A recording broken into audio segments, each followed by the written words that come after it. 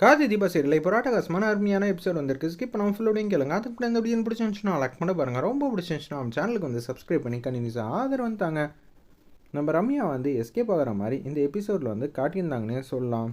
ஒரு பக்கம் அந்த இடத்துல வந்து சார் நானும் எந்த பிரச்சனையும் பண்ணலங்கிற மாதிரி தான் சரவண்கிட்ட சொல்லிட்டு இருக்கிறப்ப அவங்க லைட்டாக தள்ளி விட்டுட்டு கொடுக்குன்னு எஸ்கேப் ஆகிட்டாங்க. அந்த இடத்துல ஒரு இடத்துல வந்து மறைமுகமாக வந்து உட்காந்துட்டாங்க.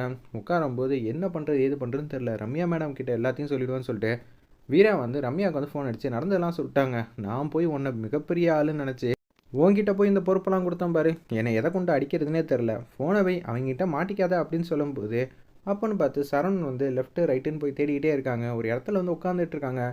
அந்த இடத்துலேருந்து பார்க்கும்போது சட்டை வந்து தெரிஞ்சிருது. டே இங்கே தான் இருக்கியாடா, நான் ஒன்று சும்மா விட மாட்டேன் அப்படின்னு சொல்லி வாய்ஸ் வந்து கேட்டோன்னே பேர் திருச்சியாக பட்டமாயிடுறாங்க. ஃபோனை வச்சு தான் எப்படி இருந்தாலும் ரம்யா மேடமும் பிடிப்பாங்க. இனிமேட்டு ஃபோன் வந்து இருக்கக்கூடாதுன்னு சொல்லிட்டு ஒரு புதர் மாதிரி இருக்குது. அந்த புதரில் வந்து அவர் சூப்பராக ப்ரில்லியண்ட்டாக யோசிச்சு அந்த தூக்கி போட்டுட்டு அப்படியே அங்கேருந்து குடுகுடுன்னு ஓடுறாங்க. இதை நம்ம சரவணன் வந்து பார்க்கவே இல்லை. அப்படியே வந்து ஓடிக்கிட்டே இருக்காங்க. அந்த இடத்துல நம்ம சரவணனும் பின்னாடி வந்து துரத்திட்டு இருக்காங்க. பிடிச்சிடுறாங்க ஒரு பக்கம். ஏய் எங்கடா எஸ்கேப் ஆகிற சார், இப்படி துரத்தினா பின்ன ஓட மாட்டேன்னா, நான் எந்த பிரச்சனையும் பண்ணல சார், அப்புறம் என்னடா நீ ரொம்ப நல்ல மாதிரி பேசிக்கிட்டு இருக்க, வாடா உள்ளே போகலாம் அப்படின்னு சொல்லிட்டு குடுகுடுன்னு வந்து ஒரு ரூம்குள்ளே போட்டு அடிக்கிறாங்க. விசாரிக்கிறாங்க. சார் அப்படிலாம் ஒன்றும் இல்லை சார், அப்புறம் எதுக்கடா அந்த பொருள் உங்ககிட்டேருந்து விழுந்துச்சு அப்படின்னு சொல்லி கேட்குறாங்க. அப்போன்னு பார்த்து கார்த்தி வந்து வராங்க. நடந்த உண்மையெல்லாம் சொல்கிறாங்க. இது மாதிரி என் பொண்டாட்டி வந்து ஒரு ஜூஸ் வந்து குடித்தா, அதில் இந்த மாதிரி இருக்குது, சோதனை போட்டு பார்த்ததில் அந்த இடத்துல இந்த மாதிரி பேப்பரில் என்ன இருக்குது ஏது இருக்குன்னு முழு விவரம் கொடுத்துருக்காங்க. அந்த ஜூஸ் சம்மந்தப்பட்டதுன்னு சொல்லி ஒரு பேப்பர் ஆதாரத்தோடு கொடுக்குறாங்க. அந்த இடத்துல நம்ம கார்த்தி சரின்னு சொல்லி ஃபுல்லாக படித்து பார்க்குறாங்க. என்ன கார்த்தி இது ஈஸியாக வந்து கிடைக்காது, அப்படி இருக்க சுச்சுவேஷனில் நம்ம கார்னர் பண்ணுறாங்கன்னு தான் நினைக்கிறேன். அது மட்டும் இல்லாமல் இப்போ கார்த்தி நீ வேறு இங்கே வந்துட்ட, உன்ட்ட ஒரு முக்கியமான விஷயம் வந்து பேசணும்.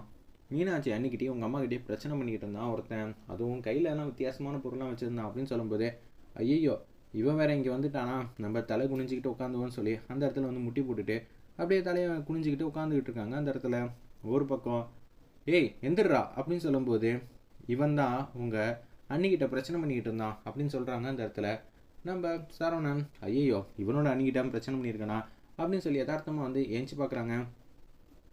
பிரச்சனை வந்து பெருசாகுது அந்த இடத்துல. அப்போன்னு பார்த்து இவன் தான் வந்து தீபாக்கிட்டையும் பிரச்சனை பண்ணிக்கிட்டு இருந்தான். ஓ இவன் இதே தான் குல தொழிலாக வந்து வச்சுட்டு இருக்கானா. அப்போன்னு பார்த்து ரம்யா வந்து வராங்க. ரம்யா வந்து தந்திரமான முறையில் பேச ஆரம்பிச்சிடுறாங்க.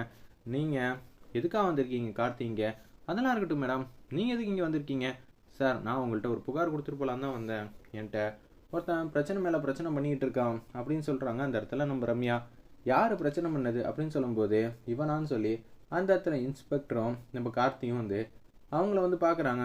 உன்னை கஞ்சடையில் நான் ஒன்றை தான் சொல்ல போகிறேன், அப்போ தான் நீ ஈஸியாக வெளியில் வர முடியும்னு சொன்னேன். ஆமாம் நம்ம ரம்யா வந்து சொல்லிடுறாங்க, இவனுக்கு இதே தான் வேலையாக இருக்கும் போல இருக்கு, அப்போ நான் பின்னாடி எந்த காரணமும் இல்லை, சரி இந்த விஷயத்த நம்ம வேறு மாதிரி கண்ணோட்டத்தில் வந்து பார்த்துக்கலாங்கிற மாதிரி தான் அதனடியாக வந்து யோசிச்சுட்டு இருக்காங்க.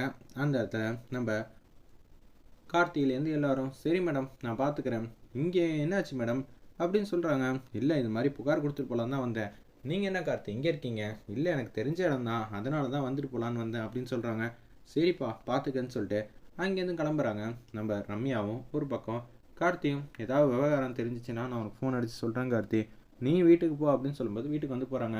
ஒரு பக்கம் அபிராமி அம்மா வந்து நம்ம ரம்யா வீட்டுக்கு வந்து போகிறாங்க. அந்த இடத்துல அவளுக்கு ரொம்ப நன்றி சொல்லணும். அத்தை வீடு ரொம்ப சூப்பராக இருக்கு அத்தை, பார்த்து பார்த்து ரசித்து ரசித்து கட்டியிருப்பாங்க போல இருக்கு. ஆமாம்மா நம்ம வீட்டோட அருமையாக இருக்குல்ல, ஆமாம்மா உண்மையிலே சூப்பராக தான் இருக்குங்கிற மாதிரி அந்த இடத்துல வந்து வெகுவாக வீட்டை வந்து ரசிச்சுட்டு இருக்காங்க நம்ம அபிராமி அம்மாவும். ஒரு பக்கம் நம்ம மீனாட்சியும் அப்படியே கேஷுவலாக வந்து கீழே இறங்கி வராங்க. என்ன அத்தை இவ்வளோ சர்ப்ரைஸ் வந்து கொடுக்குறீங்க அப்படின்னு சொல்லி கேட்குறாங்க. என்னம்மா சொல்கிறேன், நாங்கள் என்ன உனக்கு சர்ப்ரைஸ் கொடுத்தோம் அப்படின்னு சொல்லி அபிராமி கேட்டோன்னே, பின்ன நீங்கள் வந்திருக்கீங்களே இங்கே வாங்க அத்தை அப்படின்னு சொல்லி உரிமையாக அத்தைன்னு கூப்பிட்றாங்க. தீபாவுக்கு நீங்கள் அத்தைனா எனக்கும் நீங்கள் அத்தை தான், இப்போல்லாம் சொந்த பந்தத்தையே வந்து இப்படியெல்லாம் உரிமையாக கூப்பிட்றது இல்லைம்மா, ஆனால் நீ கூப்பிட்றத பார்த்தா எனக்கு ரொம்ப சந்தோஷமாகவும் மனநிறைவாகவும் இருக்குங்கிற மாதிரி சொல்லிட்டு அப்பாவை பார்க்கலாம் தான் வந்திருக்காங்க. அந்த இடத்துல அவர் வந்து பேச ஆரம்பிச்சிட்டாங்க.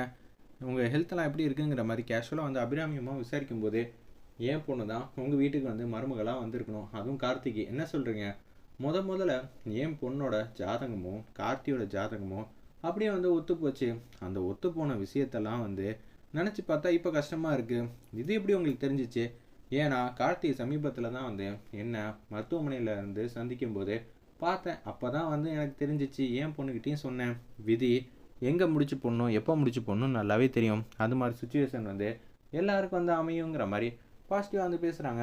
முதல்ல அபிராமி அம்மாவுக்கு நம்ம வீட்டை வந்து முதல்ல சுற்றி காட்டுமா, வீடு ரொம்ப நல்லா இருக்கும் சுற்றி பாருங்கள் அப்படின்னு சொன்னோன்னே நம்ம ரம்யா வந்து வீட்டை வந்து சுற்றி வந்து காட்டுறாங்க. அந்த இடத்துல நம்ம அபிராமி அம்மாவுக்கும் மீனாட்சிக்கும் நீயும் கூடிய சீக்கிரம் கல்யாணம் பண்ணிக்கலாம்ல, கல்யாணம் பண்ணிக்கணும் தான், ஆனால் நேரம் எங்கே இருக்குது அப்படின்னு சொல்லி சொல்கிறாங்க. அந்த இடத்துல நேரமா எதுக்குமே நேரம் காலம்லாம் பார்க்கவே கூடாதுமா, கல்யாணம் பண்ணிக்க வேண்டியதானே, அதான் உன் வாழ்க்கைக்கு வந்து சேஃபு.